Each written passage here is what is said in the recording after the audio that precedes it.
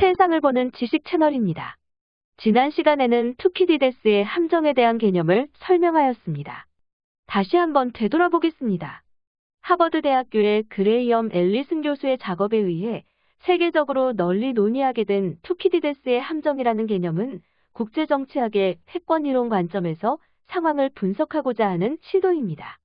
투키디데스의 함정은 고대 그리스의 도시국가인 아테네와 스파르타의 전쟁을 기록한 펠로폰네소스 전쟁사의 저자 투키디데스의 이름에서 따온 것으로 신흥 강국이 급성장하여 기존 패권 국가의 지위를 위협할 때 생기는 대결 국면을 가리킵니다.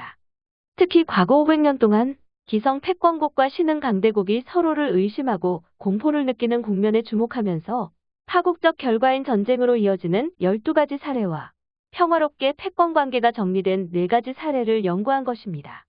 그레이엄 앨리슨에 져서 예정된 전쟁에서는 이러한 분석을 한 이후에 미국과 중국의 경쟁 관계가 이와 유사하다고 정리하면서 평화의 문을 열어줄 12가지 열쇠, 즉 전쟁을 피하기 위한 12가지 열쇠를 소개했습니다. 조 바이든 미국 대통령은 다음과 같이 말했습니다. 이 책, 예정된 전쟁에서 앨리슨은 우리 시대의 본질을 가장 잘 보여주는 도전, 즉 중국과 미국 간의 중대한 관계를 다루는 문제를 한눈에 펼쳐 보인다. 예정된 전쟁이라는 책이 2017년에 발간되었으므로 조 바이든은 아직 대통령이 아니었습니다. 조 바이든이 이런 평가를 한 것으로 볼 때 대통령이 된 지금 그의 정책적인 결정의 많은 부분도 이러한 관점에서 벗어나지 않을 것이라는 추정이 가능합니다. 그러면 지금부터 본격적으로 내용을 살펴보겠습니다. 그레이엄 앨리슨은 예정된 전쟁에서 투키디데스의 함정을 이야기하면서 미국과 중국의 경쟁 관계를 설명하고 있지만 가장 중요한 것은 어떻게 하면 이 함정에 빠지지 않을 수 있느냐를 강조하고 있습니다. 그레이엄 앨리슨은 함정에 빠지지 않기 위한 12가지의 열쇠를 제시하고 있습니다.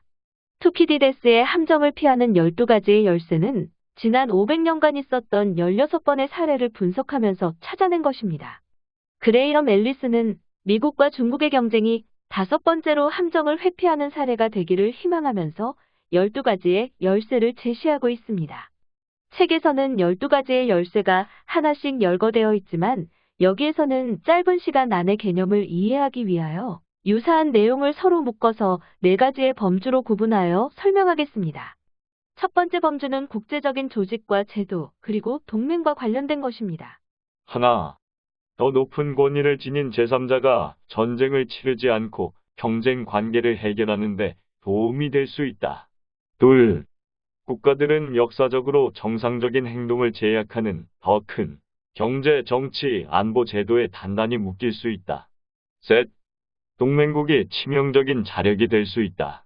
위와 같은 3가지 열쇠는 초국가적인 권력기관이나 유엔과 같은 국제적인 조직, 전 세계적으로 용인되는 규범이나 제도, 평화나 안전을 도모하는 지역적인 동맹은 전쟁의 위험성을 줄이는 역할을 할 수 있다는 것입니다. 두 번째 범주는 인류사의 유래를 찾아보기 어려운 핵무기에 대한 것입니다. 넷, 태양 아래 새로운 것은 아무것도 없다. 그러나 핵무기만은 예외다. 다섯, 상호학중 파괴 탓에 전면전은 정말로 미친 짓이 되었다. 여섯, 따라서 핵강국들 사이의 전면전은 더 이상 타당한 선택지가 아니다. 일곱, 그럼에도 핵강국의 지도자들은 이길 수 없는 전쟁에 대비해야 한다. 아인슈타인은 일본의 히로시마와 나가사키에 원자폭탄을 떨어뜨린 이후 핵무기는 우리의 사고방식을 제외하고 모든 것을 바꿔놓았다 라고 말하였습니다. 결국 핵무기에 의한 상호 파멸의 공포는 전면전을 막는 기능이 있다는 것임과 동시에 지도자들은 핵전쟁도 불사한다는 의지를 보여주어야 전쟁을 막을 수 있다는 것입니다. 세 번째 범주는 문화적 공통성과 경제적 상호 의존성에 대한 것입니다. 여덟, 문화적 공통성이 갈등을 막는 데 도움이 될 수 있다. 아홉, 경제적 상호 의존의 심화는 전쟁 비용을 높이기 때문에 전쟁 가능성을 낮추는 효과가 있다. 경쟁국들이 서로의 문화적 공통성을 찾아가면서 경제적 상호 의존적인 밀접함이 증가할수록 전쟁으로 인한 치명적인 위험과는 멀어진다는 것입니다. 여기서는 핵무기를 사용하는 상호확증 파괴와 유사한 상호경제확증 파괴라는 개념을 통해 경제적인 상호의존성이 파괴될 경우에 공멸한다는 인식을 해야 전쟁을 예방할 수 있다고 강조하고 있습니다. 마지막 범주는 정치 지도자와 국내 상황에 대한 것입니다. 열. 능수능란한 정치가는 피할 수 없는 선택이라면 최대한 자국에 유리한 방향으로 이끌어낸다. 11. 타이밍이 중요하다. 12. 국내 상황이 결정적인 요인이 된다. 위와 같은 세 가지의 열쇠는 정치 지도자의 능력과 의지 또는 판단의 중요성을 언급한 것입니다. 그는 미국의 작가인 데이먼 러니안의 명고를 다음과 같이 인용하고 있습니다. 언제나 가장 빠른 사람이 경주에서 이기는 것도 아니고 언제나 가장 강한 나라가 전투에서 이기는 것도 아니지만 대부분은 그렇다. 새겨볼 필요가 있는 기발한 표현입니다. 그레이엄 앨리스는 그에 져서 예정된 전쟁에서 투키디데스의 함정을 벗어나는 일은 이론상으로만 가능한 것이 아니라 앞에서 열거한 12가지의 열쇠를 활용하여 함정을 피하면서 전쟁 없이 국가라는 배를 이끌어 나가면 된다고 강조합니다.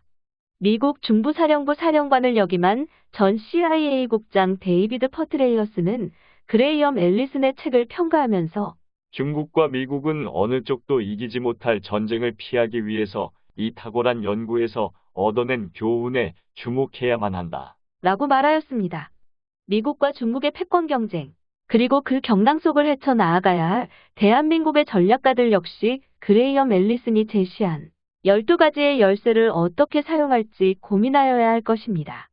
국제정치의 강대국들이 함정에 빠져 파멸적인 충돌을 하지 않기 위한 방법을 모색하기를 기원하며 이상으로 그레이엄 앨리슨이 투키디데스의 함정이라는 개념을 통하여 분석하고 제시하였던 국제적인 패권의 충돌 과정에서 전쟁을 피하는 12가지 열쇠에 대해 알아봤습니다. 다음 시간에는 더욱 알찬 내용으로 찾아뵙겠습니다. 감사합니다.